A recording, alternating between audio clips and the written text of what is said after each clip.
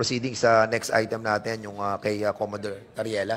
Commodore, kasi wala kasi ako sa mga last hearings no, na we have conducted, no? And napanood ko lang briefly yung iba. So, basically, yung mga relevance ng testimony mo lies on your personal experience with the victims ng mga Chinese disinformation campaigns and in relation to the Western Philippine, Western Philippine Sea. So, what sa lahat ng mga experience that you have encountered with the WPS, yung danger and yung consequence, just a parang nililigaw lang tayo, but the real fight ay nandito naman po sa territory na natin. What I'm trying to point out, hindi naman talaga nila tayo susugudin eh. Hindi naman talaga nila tayo babarilin o talagang i-encounter nila yung talagang traditional na warfare na talagang wawasakin yung ating WPS. But somehow it's a diversionary and somehow dumapokus, and yung focus sa laban dito sa mismong lugar natin, they own properties, yung ating pong mga Chinese citizens ay naging Filipino citizen na, pinabilis yung ating pong mga registration para different establishments are being owned by them, and political intervention, election intervention, yung mga Chinese na nagiging mga politiko, these are the things that they are doing to really somehow invade us. But yung sa WPS, medyo parang diversionary. That's my point of view. I'm reading the silent invasion that the Australia have encountered with the Chinese people or the Chinese government, and somehow parang ganun yung aking interpretation, but that's me, no? So iba kayo yung talagang nasa ground na nakikipaglaban doon sa teritoryo natin. So what's your input? First of all, sir, I would like to thank the members of the 19th Congress sa TRICOM na to, that for the first time, we're able to address itong misinformation and fake news concerning the West Philippine Sea. But my reaction to your opinion, Mr. Chair, I would like to say that this is not a diversionary tactic of the People's Republic of China. Ang laban natin sa West Philippine Sea, totoo po ito. At ang obserbasyon nyo po in different takes of different fronts na hinakaharap natin ay sinasadya po yan ng China. Ang issue po ng West Philippine Sea is just one portion of the multi-front that the People's Republic of China is doing. I wouldn't agree with you na sinabi nyo pong this is just a diversion. Totoo po na ang atin pong Armed Forces of the Philippines, Philippine Coast Guard, at ang Bureau of Fisheries and Aquatic Resources ay nakaka-experience ng bullying, aggressive actions, water cannoning, and they are risking their lives for our position in the West Philippine Sea. Hindi po ito diversion, ito po ay totoong nangyayari araw-araw. At maraming mga Pilipino ang tunay na naapektuhan doon sa fight against them. Yes, Mr. Chair, especially the ordinary Filipino fishermen. Yeah, and siguro I will agree with you, no? Kasi kayo yung mga nasa ground na nakaka-experience ng hirap na dinadanas ng ating mga members ng ating pong Navy. And salute to all of you, no? Mahirap yung laban, but at the same time, marami din kayong naranasang mga fake na mga news against our members of the armed forces, no? But yun nga po, you want to say something about yung sa mga fake news na thrown against you?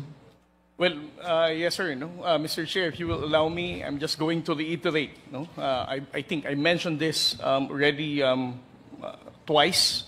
The impact of fake news and misinformation in our fight in the West Philippine Sea. Sa pang ilang beses ko na pong babanggitin, our greatest challenge in our fight in the West Philippine Sea are not just the big vessels of the People's Republic of China, but especially for our fight against misinformation and fake news. Ang pinakamahirap po na laban ng ating pamahalaan ngayon para tindigan ang laban natin sa West Philippine Sea ay ang magkaisa ang mga Pilipino. Ito po ang dahilan kung bakit mayroong tayong transparency initiative under this government where President Bongbong Marcos supported the publication of all the aggressive actions that has been happening in the West Philippine Sea. Dahil po dito, sa loob ng mahigit na 2 taon na, nalaman po ng ordinaryong Pilipino kung ano ang pinagdadaanan ng ating Philippine Navy, ng Coast Guard at ng ordinaryong mangingisdang Pilipino sa gitna po ng agresyon ng People's Republic of China in the West Philippine Sea. The second positive impact of this is we receive tremendous support from the international community. Hindi na lamang po nag-iisa ang Pilipinas sa pagkondena ng maling aksyon ng People's Republic of China pagdating sa West Philippine Sea. But despite of the transparency efforts of the Philippine government, tayo pa rin po ay na-expose sa panibagong laban natin, that is to counter misinformation. Tumaas po ang bilang ng mga social media influencers and even pro-China trolls to counter our own narrative. If we're going to categorize their narrative, ang una, sinasabi nila, it basically undermines our own position. Sinasabi nilang wala tayong legal na basihan, wala tayong napala sa 2016 Arbitral Award. Secondly, majority of them are also saying that ang ginagawang pagtindig ng ating pamahalaan sa West Philippine Sea ay dikta lamang ng Estados Unidos. At ang pangatlo sa lahat, sinasabi nilang Pilipinas ang nagpapataas ng tensyon sa West Philippine Sea, despite of our evidence showing to the public that is the smaller Coast Guard vessels that are being harassed by the bigger China Coast Guard vessels. At ang pang-apat sa lahat, ang paulit-ulit nilang sinasabi na ang ating mga spokesperson na tagapagsalita pagdating sa pagtindig ng West Philippine Sea ay binabayaran lamang ng US Embassy o dinidiktahan lamang ng Estados Unidos para ilahad itong lahat ng ito. Ang kakaiba rito sa mga trolls and social media influencers na ito, ang linyahan ng kanilang pagsasalita ay naa-align sa narrative din ng China. I wouldn't believe that these are just purely coincidental. I think there is a motivation why they are doing this, and there is a coincidence with the pro-China narrative and the statement of the People's Republic of China to counter our fight in the West Philippine Sea. Karamihan sa mga pro-China influencers na to, they are hiding from the constitutional freedom of expression. Ang sabi nila, opinion lamang nila ito, naniniwala silang wala tayong legal na basihan, wala tayong napala sa 2016 Arbitral Award, at tayo mismo ay dinidiktahan lamang ng Amerikano.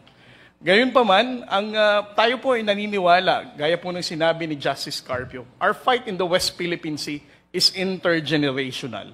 Ito po ay ipapamana natin sa susunod na saling lahi ng Pilipino. Kung ngayon pa lamang po, ang ating po mga kabataang Pilipino ay may expose na sa maling impormasyon ng West Philippine Sea, mahihirapan po tayong tindigan bilang Pilipino ang issue ng West Philippine Sea.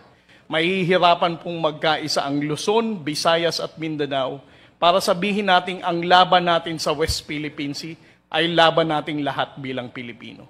Ito po ang pinakamahalagang bagay na magagawa po ng 19th Congress to stop misinformation and to make sure the Filipinos will be united with the right information. Naniniwala po ako na ang issue po ng West Philippine Sea, the only way that we can be able to awaken the sense of patriotism of our countrymen is to provide them with the right information. Saka lamang po nila malalaman na hindi po tayo bilang Pilipino ang magkakalaban kung hindi po China. Maraming pong salamat. Pero naniniwala ka, Commodore Tariela, as long as there is politics in this country, yung pong pagkakahiwa-hiwalay ay magpapatuloy. Why? Kasi may sinusunod ang ating mga kababayan pagdating sa kanilang mga leader sa bansa. Like for example, meron tayong Pulahan, meron tayong Dilawan, meron tayong, ano pa ba yan, Green, di ba? And as long as the people are following all these leaders, yung stand nila on pro-China and pro-America, Hindi yun yung magiging priority nila. Eh. They follow their leaders. Eh. And that's the reason why, tama yung sinabi mo kanina, that we need to educate our people that this fight is not against red, against green, or against pink. This is against the intervention of other country. We are a sovereign country. And each and every one of us love our country. But the problem is, napopolarize tayo because of politics.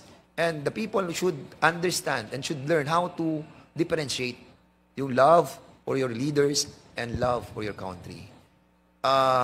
Mahirap tanggapin dahil tayo, ganun din tayo mga politiko. Sometimes kung sino yung leader na ating pinaniniwalaan, we believe all his yung kanyang issues that he's fighting for. And ako, I understand na talagang dapat nating ma-educate yung ating mga tao and try to let them understand that unti-unti na tayo. Unti-unti na tayong sinisira ng ibang bansa. At maliwanag pa sa sikat ng araw that they're causing this division. Unfortunately, there are those that are being paid to suit the narrative of our foreign invaders. Anyway, so kung meron pong mga question, yung ating mga members, Congressman Is Barbers muna, and then Congressman Abante. Maraming salamat, Chairman. Before I ask the question to Commodore Tariela, ako po yung naniniwala no, na minsan po, kagaya po ng sinabi ni Chairman, meron pong politika na involved dito. Ngunit sa aking punto de vista, Mr. Chairman, ang ibig bang sabihin na napupolitika kaya nahahati ang may pumapanig sa China, may pumapanig sa Pilipino? I perfectly understand if some of the Filipinos would support a candidate, a local candidate at that. I would perfectly understand kung merong pinapanigan na mga Pilipino rin. Pero kung pumanig ka sa China at tinulak mo ang naratibo ng China, hindi na politika yun. Pag-traidor na yun sa ating bayan. And higit sa lahat, ang nakakalungkot, Pilipino ang gumagawa po niyan. Ngayon, nabanggit kanina ni Commodore Tariela that there are some, I suppose, correct me if I'm wrong, there are vloggers who are actually pushing forward the narrative of China in the issue of West Philippine Sea. Is that correct? Yes, Mr. Chair. Can you identify them and inform this committee kung sino-sino itong mga to? As what I mentioned during the last committee meeting, Mr. Chair, I have identified Mr. Mark Lopez and also Mr. Ado Paglinawan. He has written a lot of articles contradicting the factual narrative of the Philippine government when it comes to our fight in the West Philippine Sea. Oh, okay. So, you also mentioned that there could be a motivation why they're pushing forward the China narrative. Is that correct? Yes, Mr. Chair. Okay. So, ano kaya ang motivation, Commodore? Well, I don't have any idea behind the motivation, Mr. Chair, but we can just probably speculate for some other reason. Based on your speculation, what could have been, or what could have been the motive or motivation of these people who have been pushing forward the narrative of China? Well, looking at the incidents that happen in different countries, Mr. Chair, we know for a fact that there are people who are using a pro-China narrative, whether in the United States or in Australia or any other countries, because they are being supported financially. Doon ba sa kanilang mga, did they state some facts on, kagaya po nung sinabi ninyo na sinasabi nila na kayo ang talagang traidor dahil kayo ay naniniwala sa Amerika? Tama po ba yun? Yes, Mr. Chair. And did they state some facts or dahilan kung bakit ganun ang kanilang sinabi? They did not support such claim, Mr. Chair. They just mentioned na taksil ako. And for example, for Mr. Ado Paglinawan, he always enjoyed calling me as tonto of Mr. Ray Powell. Is Mr. Paglinawan here? You are Mr. Paglinawan, sir? Opo. Okay, pwede po bang magtanong sa inyo, sir? Ano ho ang inyong posisyon tungkol sa paglalagay ng mga installations or buildings sa West Philippine Sea ng bansang China? Ano po inyong pananaw dyan? Ang pananaw ko po dito ay hindi napipinto sa pro-China o pro-US. Dahil kami po sa Asian Century PH.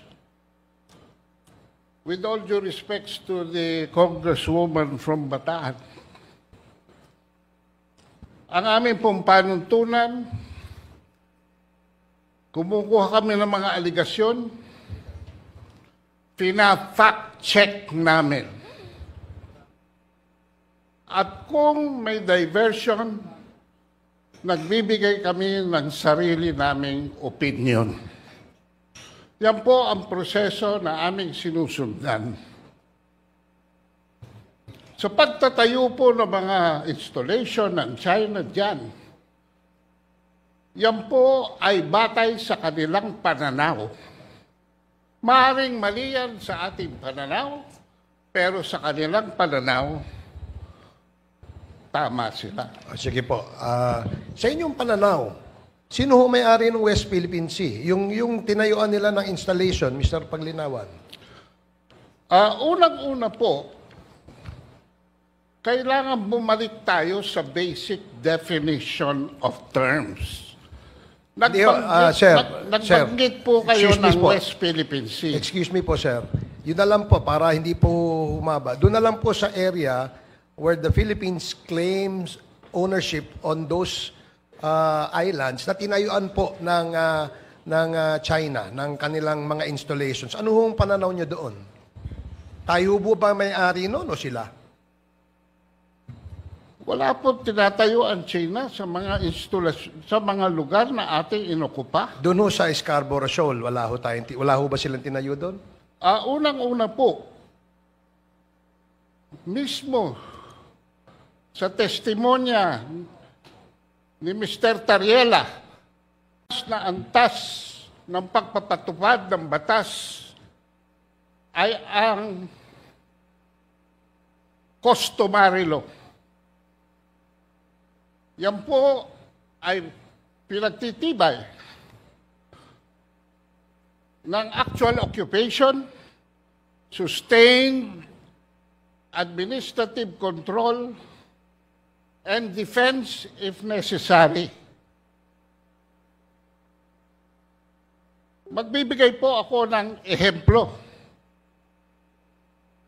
Noong pong 2012, dito po sa, with all due respects, dito po sa inyong privilege speech, sinight ninyo that the occupation of Scarborough Shoal in 2012 marked a significant turning point, with China asserting historic rights as their justification. Isumiti po natin ito sa fact check. Hindi po historic rights ang pinagtitibay ng China sa Scarborough Shoal. Mr. Chair. Ang soberanya po na in-exercise ng China sa Scarborough Shoal Mr. Chair. is out of the fact that we abandoned control after the stand-off. Okay, sige po, sir. Teka ho, para ho, medyo lumalawak na tayo kasi sa aking pananaw, I may be wrong. In your case, you may also be wrong. Sabi po ng UNCLOS kasi, yung areang yon ay atin.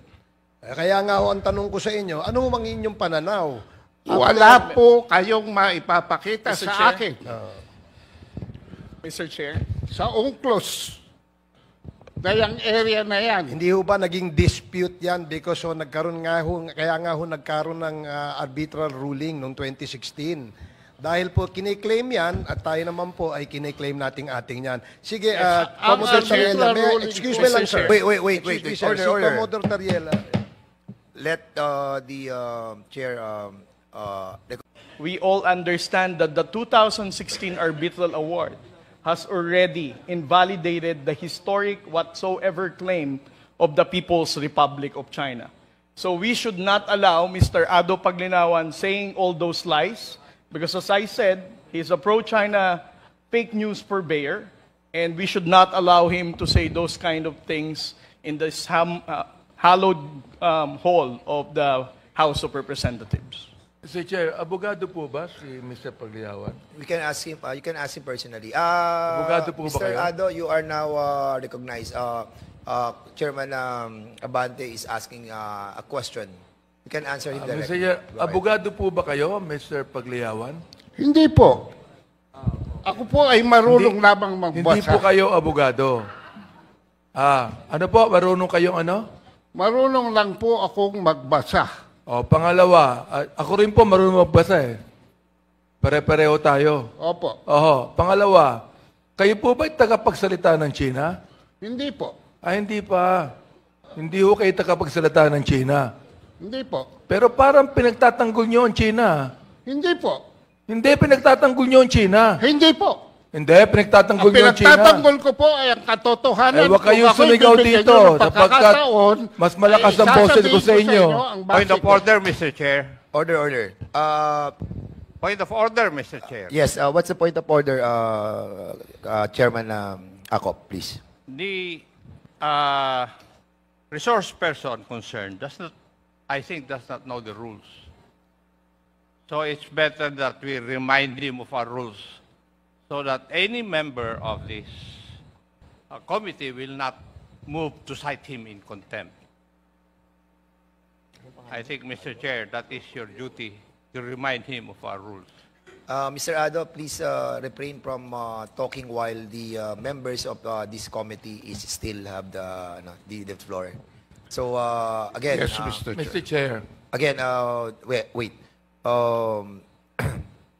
This is a reminder to all of us, no, na mga resource persons, no, to answer, sumagot muna kapag nirecognize na po ng chairman.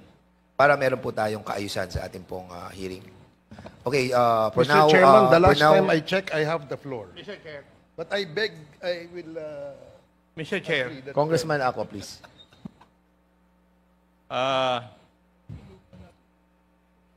I would like to remind the resource person na kami nga rito, hindi po kami nagsasalita until and unless we are recognized by the chairman. Now, if you're not going to recognize and obey that rule, I'll be compelled to move to cite you in contempt for disrespect. I hope that is understood. Kanina pa ako rito, nakikinig. And if you notice, if I speak, I ask permission from the chair. Why? Because it's the rule. Now, if you are here, you follow the rule. When you are in Rome, do what the Romans do. I hope that is understood.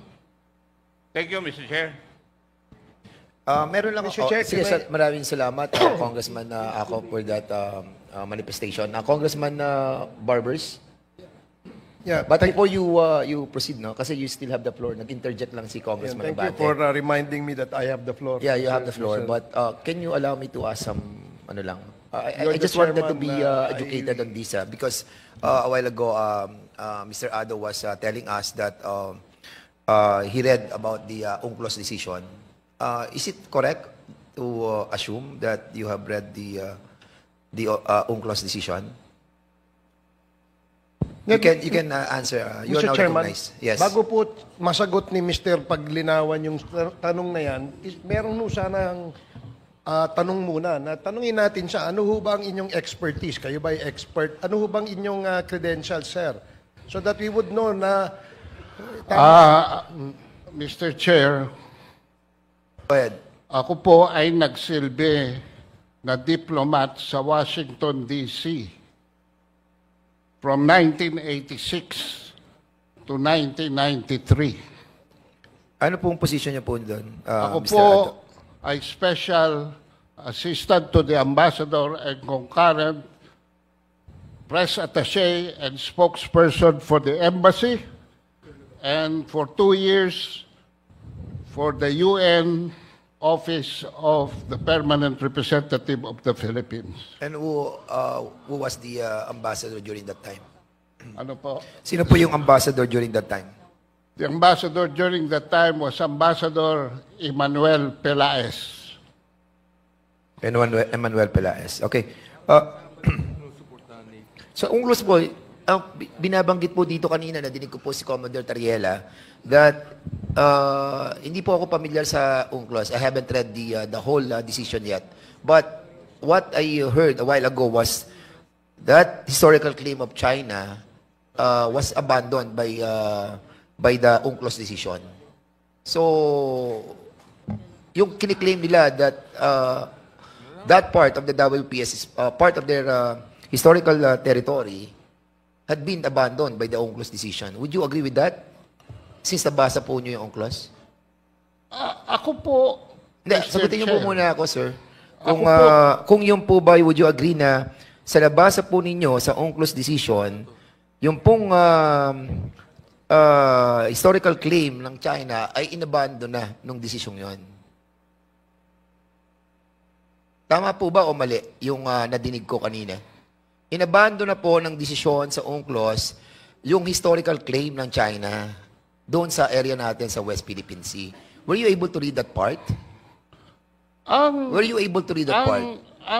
Were you able to read that part? Mr. Chair, binanggit po ni Mr. Mr. Ado, tinatanong ko lang po kung nabasa po ninyo, sabi nyo nabasa nyo yung UNCLOS decision. Ako hindi.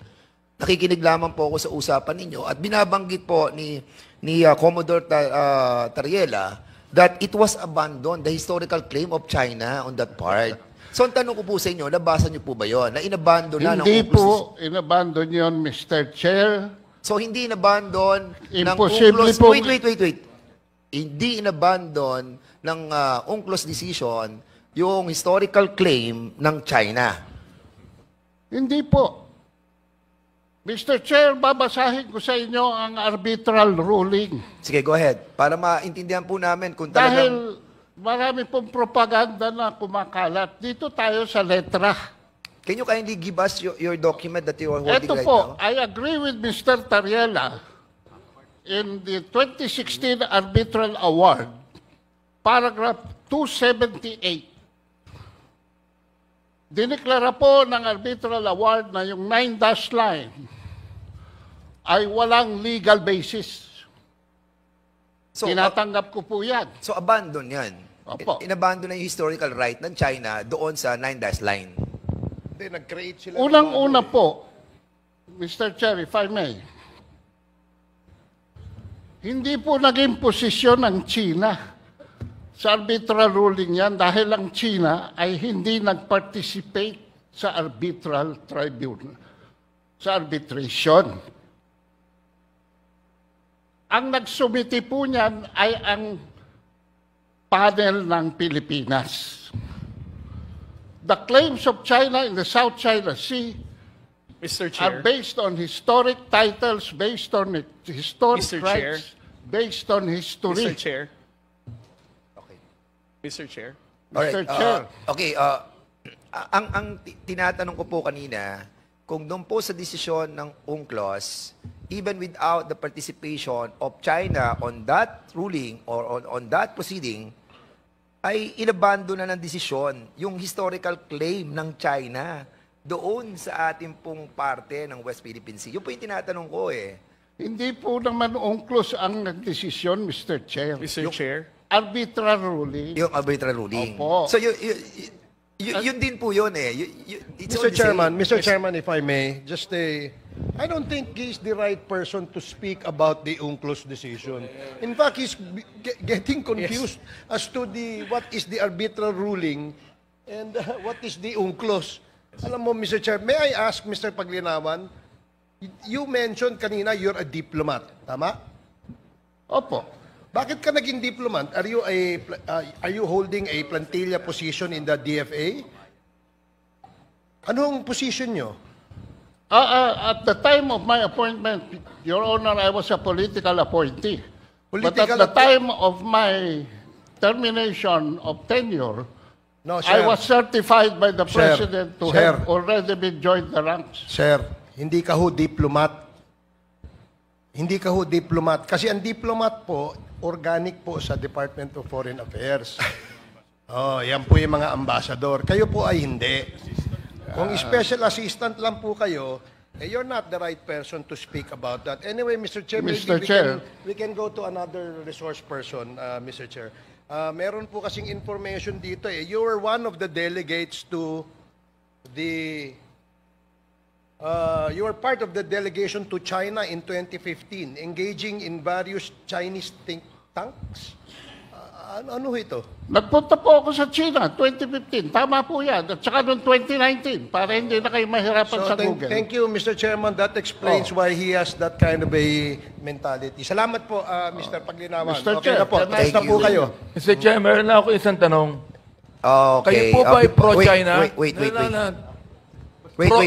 Pro-China ho ba kayo? Dali lang.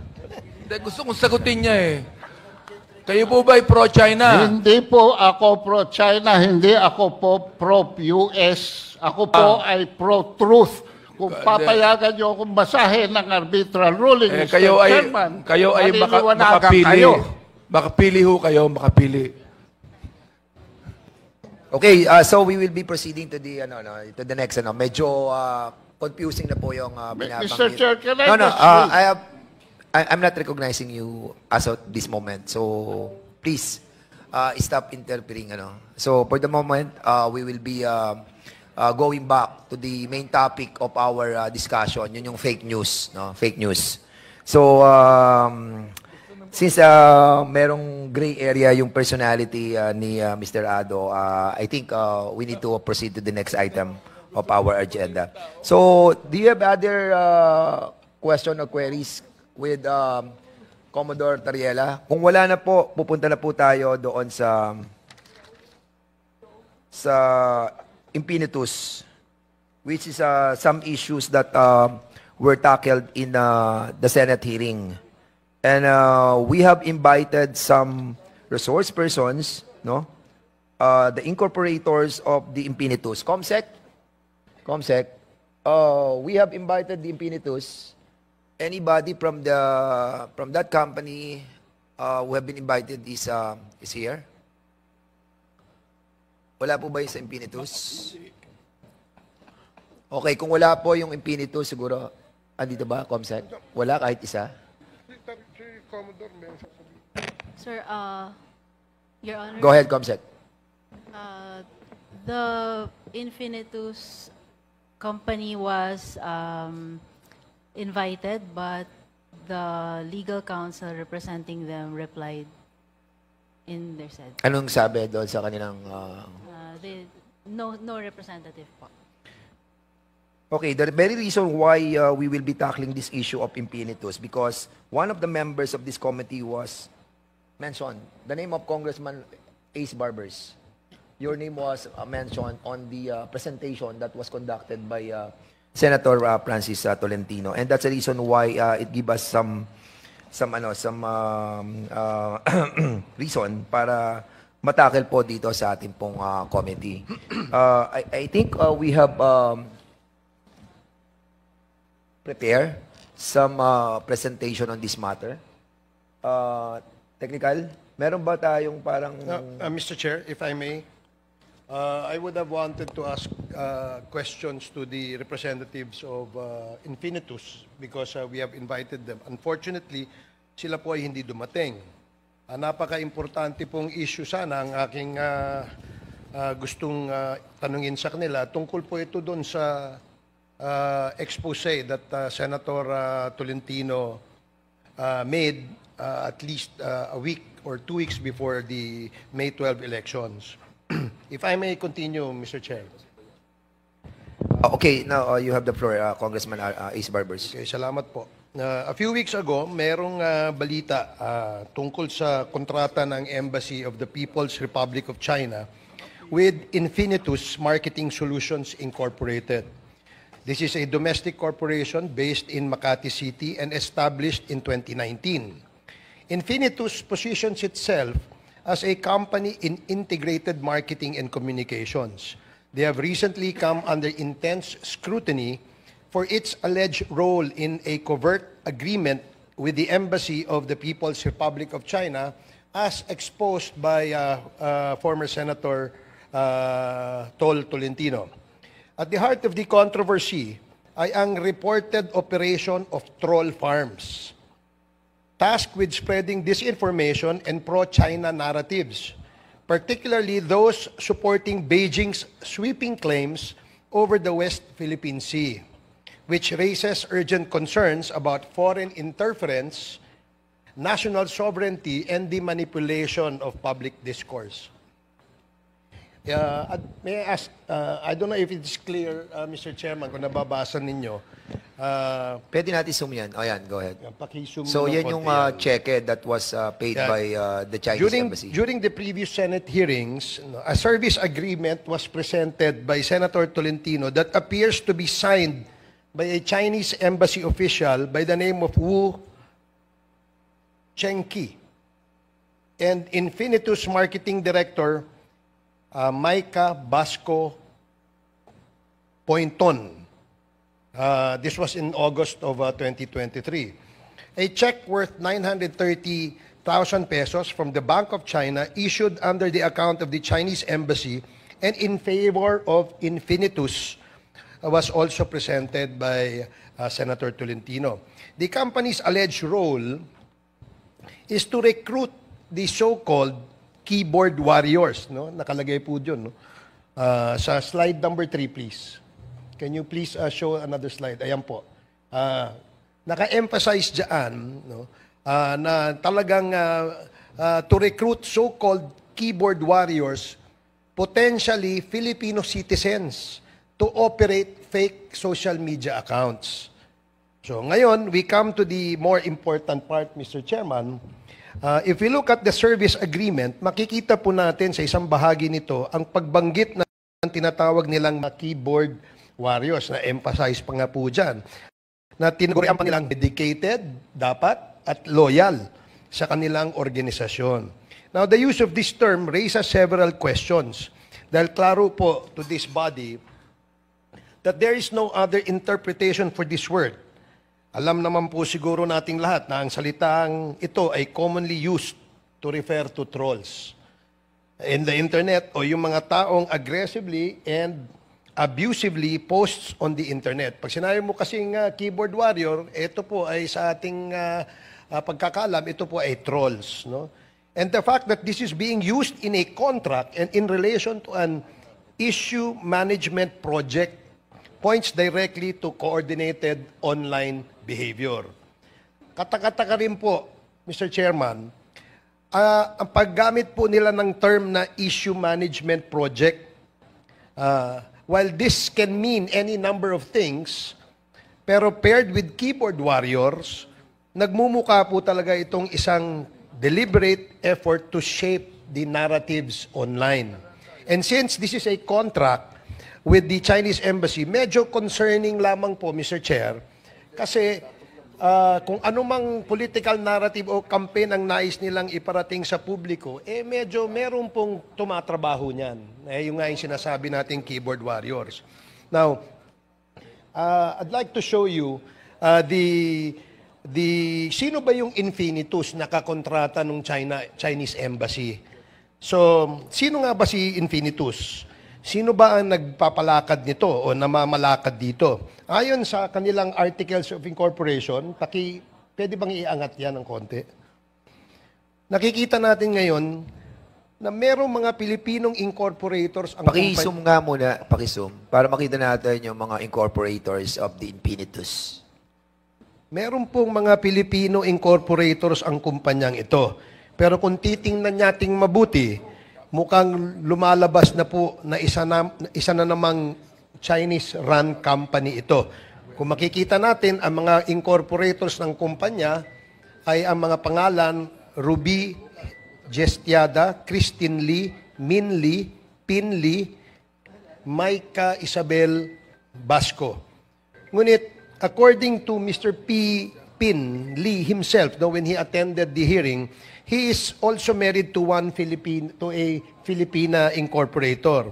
Isang detalye na nagpapakita, Mr. Chairman, that despite there being 3 Filipino owners, mukhang talagang Chinese naman po ang nagpapatakbo ng kumpanyang ito.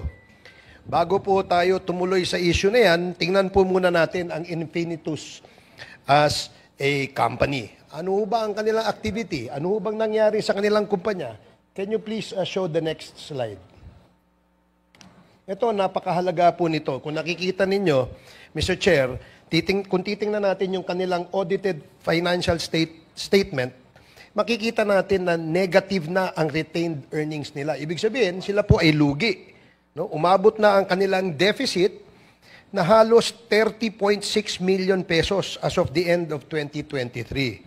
Mukhang nabubuhay lang itong kumpanyang ito, Mr. Chairman, dahil sa shareholder advances. Ika nga, yung mga may-ari ay nag-a-advance, no? Nahigit na po 26 million pesos. Pero ang catch dito, Mr. Chairman, wala doon sa asset column ang mga advances na ito. Ibig sabihin, nagastos na ang pondo at wala tayong nakikitang kita nila o asset ng kanilang kumpanya na kapalit. Even more concerning, Mr. Chair, is the fact na daang milyong piso na ang hawak ng kumpanya under shareholders' advances. Pero hanggang sa ngayon, hindi pa rin klaro kung para saan ito at sino ang nagbibigay. Nakalagay pa sa records na non-interest bearing and payable on demand ang advances ng ito, ng mga incorporators na ito, ng shareholders na ito. Pero wala tayong makita kahit simpleng breakdown kung paano ginamit ang pondo o kung sino ang mga involved. Mr. Chair, this is a red flag that demands scrutiny. Mr. Chairman, one can only surmise that Infinitus may be functioning not as a legitimate company, but perhaps as a financial pass-through, or worse, for funding activities with no clear commercial return. What is truly shocking, Mr. Chairman, is that despite the financial hemorrhage that this company is experiencing right now, based on that record, and absence of sustainable revenue, the company has continued to receive payments from foreign entities, including the checks, or the check shown earlier, issued by the Chinese embassy to Infinitus. Now, can you move to the next slide, please? Mr. Chair, kailangan din nating i-point out na walang designated treasurer. Ito, nakakapagtaka po ito, na walang designated treasurer ang kumpanya base sa kanilang 2024 GIS. Linawin ko lang, Mr. Chair, na lahat na pinapakita natin dito ay nakuha po namin through open sources. Ito po ay mga submissions nila sa SEC. Pero makikita natin na dyan, yung Miss Maika Pointon, ang pumirma dun sa kanilang 2023 amended annual ITR bilang treasurer ng kumpanyang ito daw. No? Malinaw po na may inconsistency dito at posibleng may misrepresentation sa kanilang official filings. Dahil dito, nananawagan tayo sa ating mga regulatory agencies, BIR, SEC, na tingnan po nating mabuti ito. Tukuyin ang tunay na likas na mga transaksyong ito. No, failing this, Mr. Chairman, I am afraid that it will only deepen the suspicion that these advances may have originated from entities with interest far beyond what is reflected on paper. Mabigat po kasi ang implikasyon nito, Mr. Chairman. Hindi lang sa compliance, kundi national security na rin. At this point, Mr. Chair, we can only speculate, but what little we see already calls for an immediate investigation. In the next slide, I will show you, ito po si Miss Maika Basco, no? Sa kanyang Facebook page, yung kanyang followers ay mahigit 364,000, no? Isa siya sa mga Filipino incorporators nitong Infinitus na ito, Mr. Chair.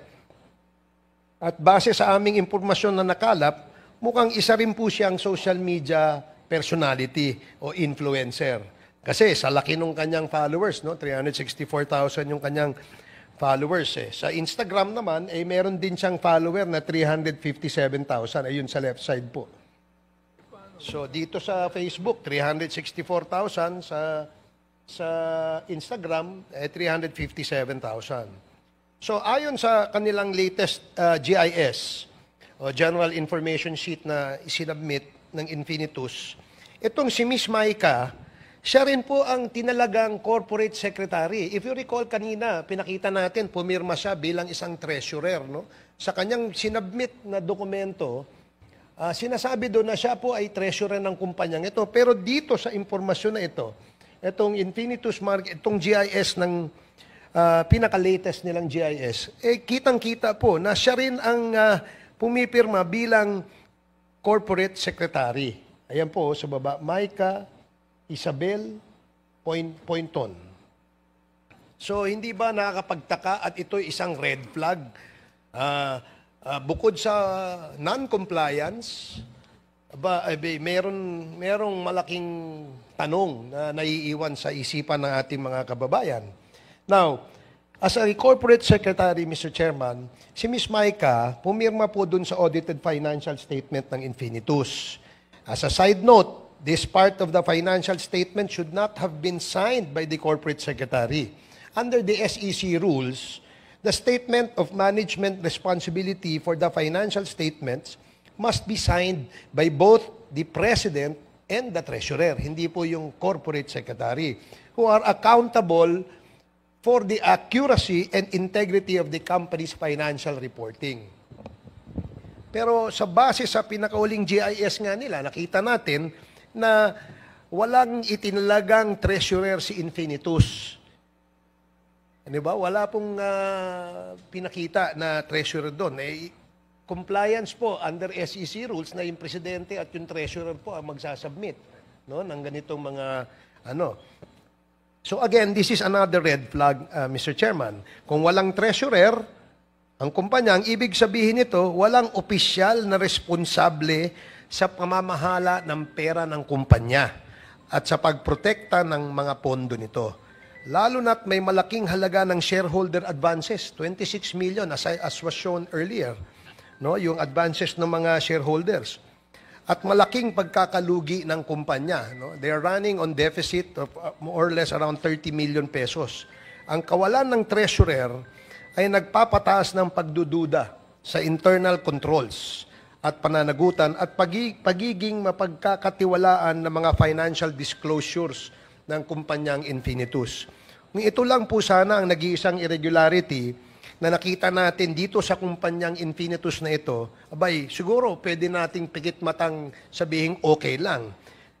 Pero as you will see later, Mr. Chair, there are other irregularities that bring suspicion to the company as well as its dealings with the Chinese embassy. Can you show please the next slide? Kita niyo po yung service agreement ng Infinitus at ng Chinese embassy. Makikita natin dito na may yet another designation of Ms. Pointon in the company, now as the alleged marketing director of Infinitus. Kanina, siya ay corporate secretary. Sa isang dokumento, siya ay isang treasurer. Ngayon naman po, siya naman po ay isang nakalagay po ay bilang isang marketing director ng Infinitus. Ay dito, yan, kitang-kita natin dyan sa service agreement na yan. No? Ang Infinitus and their service agreement with the People's Republic, the Embassy of the People's Republic of China, with Ms. Pointon as the representative of the company. So if we look at the service agreement, Mr. Chair, na ayon naman sa Infinitus representative sa kanilang pagharap doon sa Senado, ay ito daw po ay hindi totoo. Makikita po natin na ito ay may letterhead ng Infinitus, ayun, no? And appears to be signed by Ms. Pointon, nandun sa baba, ayan yung signature. Ang ibig sabihin lang, hindi raw sa sinasabi nila that if you look at the lower right portion of the agreement, the signature which appears there are signatures that we have seen a while ago in the GIS and AFS or the Audited Financial Statement of Infinitus. Ito po ang signature ni Miss Pointon. No? Ang ibig sabihin, hindi daw po totoo. Pero pag tiningnan mo ang mga pirma, ay tumutugma sa mga pirma ng officers ng Infinitus. Kasi dinedeny po nila itong service agreement na ito. Sabi nila, hindi daw sila yan. Hindi daw kanilang ano yan. Pero if you look at closely, the signature of Miss Pointon in the 3 documents that I've shown earlier, makikita nyo, pare-parehas po yung kanilang signature. Bilang isang corporate secretary, bilang isang treasurer, at ito naman dito bilang marketing director. So, in the next slide, makikita po natin na, ayan, kitang-kita po, iisa at magkakamuka ang mga signature ni Miss Maika Isabel Pointon, which Infinitus representative during the Senate inquiry was vehemently denying. So, mukhang niloloko tayo nito. Di ba? Hindi po tayo expert sa signature, pero kung kayo tumingin yan, tingnan nyo nga, anong makikita nyo, halos magkakamukha at pare-pareho, isang tao lamang ang pumirma.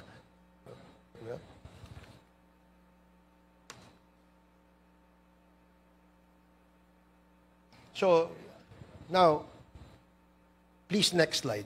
Show the next slide. Ayan. Mas lalo pong nakakabahala, Mr. Chairman, na lalo na't may malinaw na koneksyon ang Infinitus sa Chinese Embassy. Ayon po sa ating naging pahayag ng isang direktor ng Infinitus during I think the Senate, his appearance in the Senate, he denied the very existence of the contract which I showed earlier. Sabi niya, hindi amin yan, hindi totoo yan, fake daw yun. So, instead, he alleged that any payments received by Infinitus from the Chinese Embassy daw, yung kung check kanina na 930,000 pesos, sinasabi niya, were in connection with the services rendered for an event organized by the Chinese Embassy entitled the Award for Promoting Philippines-China Understanding, which was held at the Manila Hotel on June 8, 2023. So sinabi po niya, yung 930,000 na cheque, inamin niyang bayad sa kanila yon, pero ito daw ay in connection with the services rendered dahil according to them, they are also event organizers. So aside from this, kinumpirma rin po ni Mr. Pin Lee that they are the PR company for the Chinese Embassy. Kung kaya naman, publicly accessible social media posts from Infinitus also reflect past engagements with the Chinese Embassy. Obviously, Mr. Chair, they are not denying their connection with the Chinese Embassy. Lahat po ng posting nila sa kanilang account, Facebook account, puro Chinese Embassy. So however, itong mga recent findings po natin ay nagpapakita na ang ugnayan ito ay hindi simpleng partnership lamang. These recent revelations shed light on just how deep, how embedded, and possibly how coordinated this relationship truly is. At base sa nilalaman ng mga dokumentong hawak natin ngayon, then this is no longer just a corporate arrangement. This touches already on national interest and security. So sa totoo lang, next slide please, base sa mga dokumento na hawak natin ng committee ito, si Mr. Wu Chengqi, na Director of Media and Public Relations ng Chinese Embassy, mismo ang pumirma dun sa service agreement bilang representative ng embassy. Makikita naman din natin na sa mga litratong naka-flash ngayon dyan, si Mr. Wu Chengqi ay dumadalo rin sa mga events ng Infinitus. Pinapakita lamang nito na ang kanilang relasyon ay hindi lamang transactional, gaya ng sinasabi ng representative nung siya po'y humarap sa Senado. His presence both in documents and actual engagements establishes a pattern of collaboration between Infinitus and Chinese Embassy.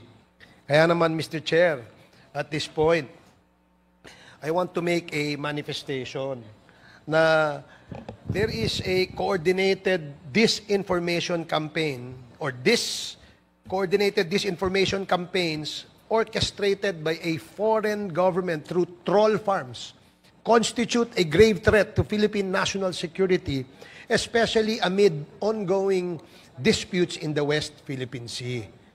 While the full extent of Infinitus movement is yet to be determined, its documented ties to the Chinese embassy demand thorough and urgent investigation by this honorable committee. This honorable committee must exercise its full authority to hold accountable all individuals found complicit in foreign-directed disinformation that undermines Philippine sovereignty and Philippine national interest. So, yun po, Mr. Chairman, I would have asked questions directly to the representative sana ng Infinitus kung siya po ay naka-attend. Dahil hindi po siya umattend, pinakita ko na lamang po yung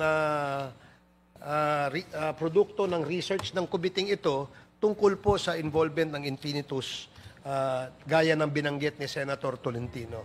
So, thank you, Mr. Chair. Maraming salamat, Chair Ace Barbers. The Chair would like to acknowledge the presence of Honorable Congressman Ernesto Junisto Jr. Sir, welcome. So, you have some question. May clarificatory question lang ako.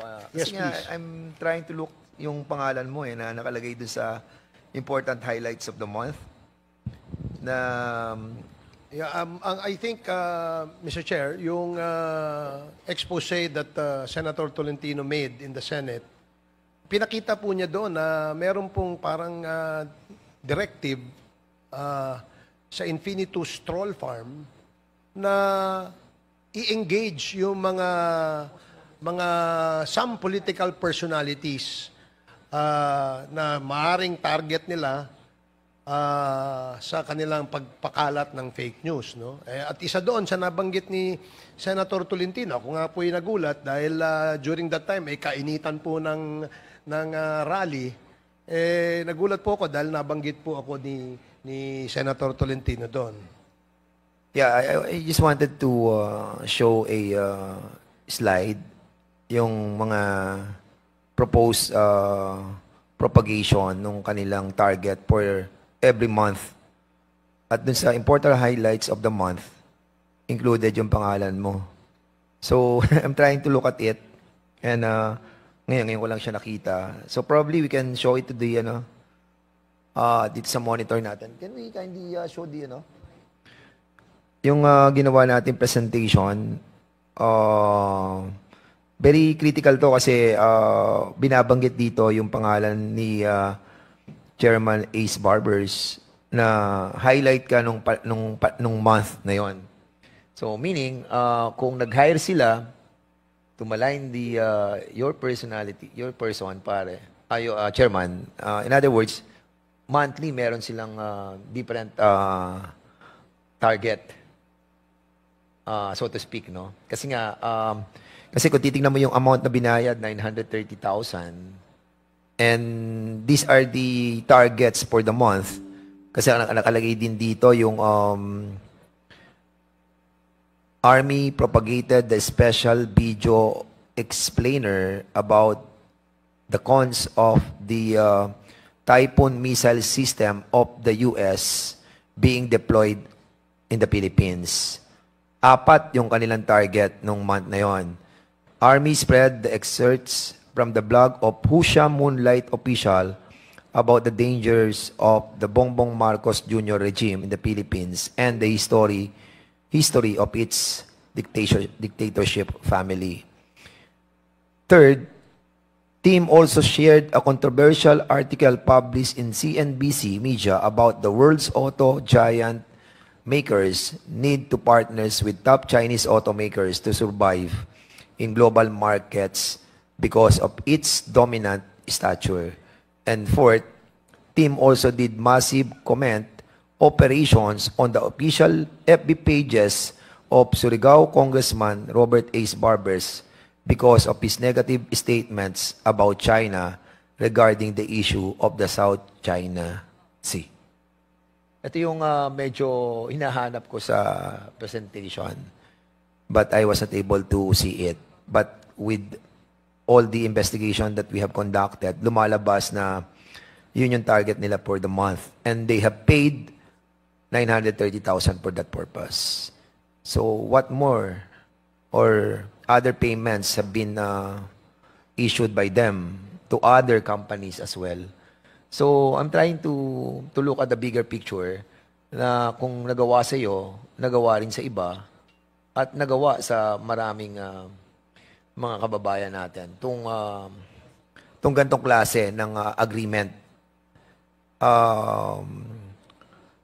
Ito yung tool doon sa fake news. Talagang unfortunately, wala dito yung ating mga invited resource persons. Yun lang yung naging problema natin. Anyway, ay, napakita ba? Napakita? Napakita yung highlight? Ayan, ayan. Yan yung hinahanap ko na nakita ko rin, yung important highlights of the month. And during that time, ikaw yung na-target. And most likely, hindi lang natin nakukuha yung cheque na tinarget ka. Yun ang gusto natin makita sana, yung mga target personality using this company or other companies. Okay. It might be na, well, this is jury, pero etong isang to, meron ng meron na tayong proof na talagang nangyari. Anyway, you have question? Kung wala na po. Yeah, Mr. Chair, si Commodore Tachela nagataas ng kamay kanina eh. I'd like to hear what he would like to say. Sige, Commodore Tariela, you are recognized. Thank you, Mr. Chair. Pero that was kanina po, sir. But the reason why I was raising my hand when another resource person was saying lies, I would also like to bring up to the honorable members of the TRICOM that based on the last posting of Mr. Ado Paglinawan in his Facebook last May 9, while all of us were very happy for the passage of the Maritime Zones Act, which was signed by the President, according to him, it was a stupid law by Mr. Ado Paglinawan. So we can already fairly judge him based on how he appreciates our fight in the West Philippine Sea with regard to the appreciation of China in our own exclusive economic zone. Who are the principal authors of that law? Who are the principal authors? I believe, sir, that majority of you who are here are principal authors of the Maritime Oh Zones yeah, Act. we approve it in the plenary. Yeah, so we are all stupid.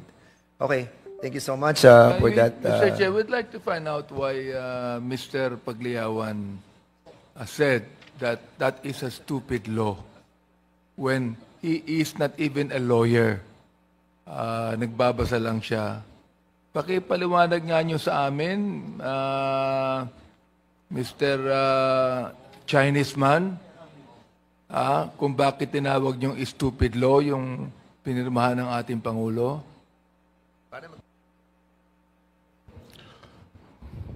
Mr. Chairman, You are recognized, Mr. Ado.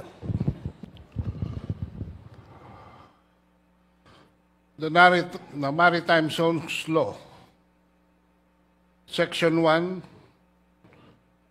and Section 2, Paragraph B.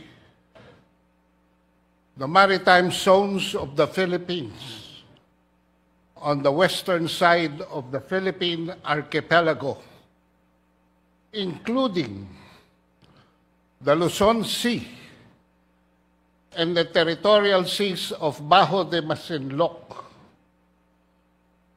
and maritime features of the Kalayaan Island Group shall be called the West Philippine Sea. Unang-una po, Can you just tell us briefly, Mr. Pagliawan, bakit mo tinawag na stupid law? ito nga po, papunta na po ako doon. Puntahan nyo na ngayon. Wala na po Unang-una tayong panahon. Hindi po pwedeng maging subject ng internal law ang pag-create ng territorial sea. Ang territorial sea po ay kini-create ng land sovereignty. Salamat po. Maraming salamat Okay, po. we will be proceeding to the next item of our agenda.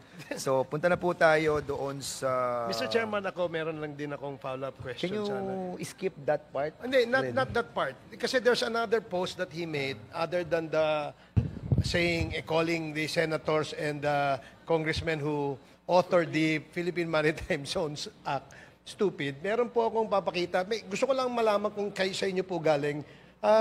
Secretary Comsec, can you please play? Can you show the... Ayan. Gusto ko lang malaman, no? Kayo ba nagsabi niyan?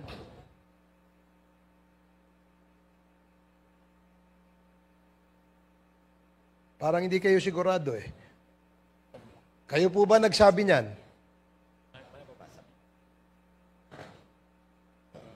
Okay, sige, basahin natin ha.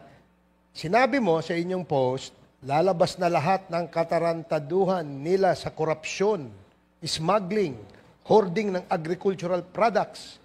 Nagkiklaim pa ng victory si Martin Romualdez sa 2025 elections. Martin, gumising ka na. Baka sa taba mong yan, magka-heart attack ka. Magbagong isip ka na, hindi kayo nagwagi. Anong ibig niyong sabihin dyan, Mr. Paglinawan? Mr. Chairman, hindi po ako gumawa ng mema na yan. So, hindi ikaw yon. Hindi ikaw yon. Ako po yung nandun, pero hindi po ako gumawa ng mema na yan. So, yung statement na yun, hindi sa'yo galing? Hindi po. Okay. Di, salamat. Sige. So, lahat ng hindi niyo pinost yan sa inyong Facebook, ha? Hindi niyo pinost yan sa inyong Facebook account. Hindi ko po create yang mema na yan. So, Wala po yan sa Facebook ko. So, hindi yan sa inyo? Hindi po sa akin. So, may gumawa ng fake news sa inyo? Opo. Ayan. At least malinaw, pati kayo nabibiktima ng fake news. Anong feeling nung nalaman nyo may nag-fake news? Ano po? Anong pakiramdam nyo? Nung nakita nyo na merong gumawang fake news na ganyan sa inyo, anong pakiramdam nyo? Wala po. That is part of being a blogger. That is part of being a public figure. Okay. So wala okay. po, I don't take those things seriously. Kung Okay. yan po ay fake news, hindi po ako apektado niyan. Mas maganda hong ganyan, wag hong apektado, di ba? Opo. Salamat po. Thank you. Okay, thank you so much. Okay, punta na po tayo sa susunod. Ang susunod po natin ay, members, we have to discuss the highlights and the action plan and the next steps and our recommendation and our conclusion as well. And at the same time, we have to discuss also the cancellation of the subpoena, the show cause orders, the lifting of the contempt. I would like to solicit some advice sa mga members kung if we're going to discuss this and letting all the resource persons to be excused already. We can discuss this on our own, the cancellation of the subpoenas and the lifting of contempts, or we can discuss it right now. So, I think it's incumbent upon us to discuss it in our own. So, ano po ba ang inyong mga suggestion muna?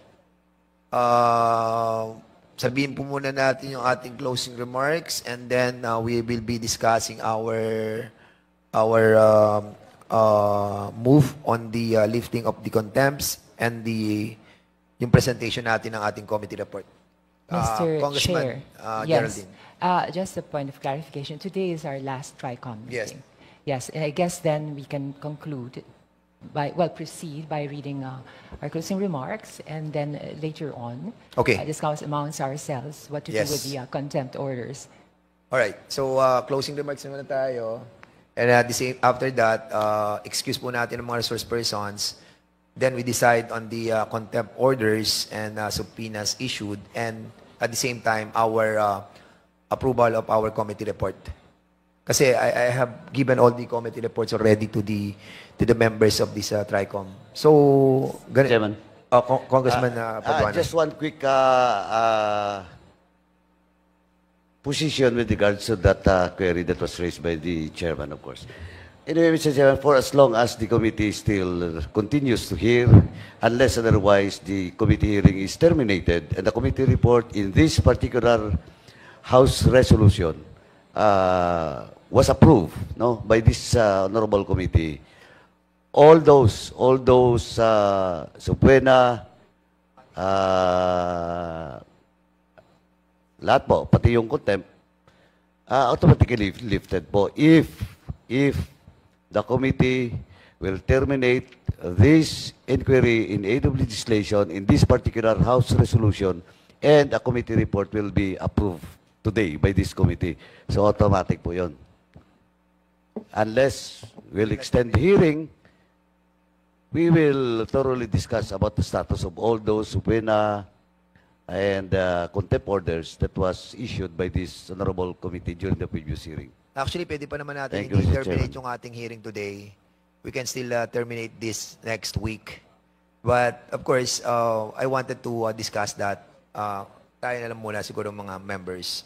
So, for the meantime, thank you, Congressman Paduano. So, we'll be having our closing remarks. Congresswoman Geraldine.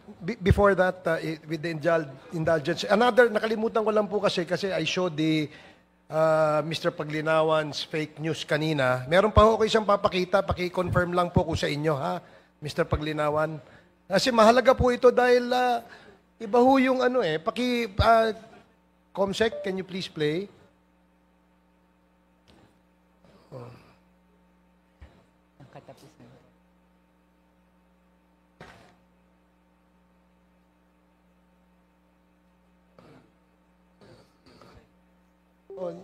Comsec, can you please show the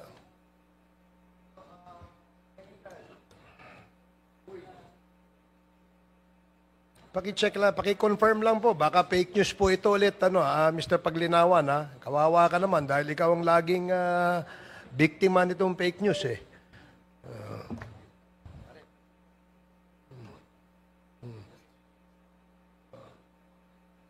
So, kayo pinaninindigan nyo yung inyong nag-oath na ba si Mr. Paglinawan? Comsec, did Mr. Paglinawan take his oath earlier? He did? Okay. Sabi ni Congressman Chong, okay daw eh. Oh. Okay. So, can you please show the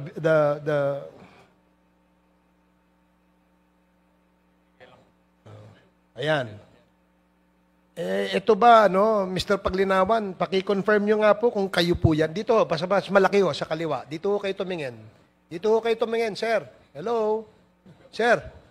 Sir, dito po kayo tumingin para mas malaki po. Kayo ho yan? Kayo ho ba nagsabi niyan? Inyo yan? Please reply, Mr. Ado. Yan po ay klarong-klaro na mema ng SMNI. So, pero sinabi niyo po yan. Hindi? Alin po? Yun, yung... Hindi nga po eh. Wala nga ang quotation marks eh. Hindi. Ito kasi si iba rin ang tama. Ay, iba rin ang nito. Mr. Ado, live po ba yun? Live. You were interviewed. Na-interview po ba kayo ng SMNI about that issue? Ano po? Na-interview po ba kayo ng SMNI tungkol sa isyong yon? Live. Ang SMNI po ay nag-interview sa akin siguro 2 to 3 times a month. Sige po, Opo. Mr. Chair, okay na po Wala yan. po ako natatandaan sinabing ganyan. Sige, okay na po, Mr. Chair, thank you. In fact, wala pong quotation marks. Okay.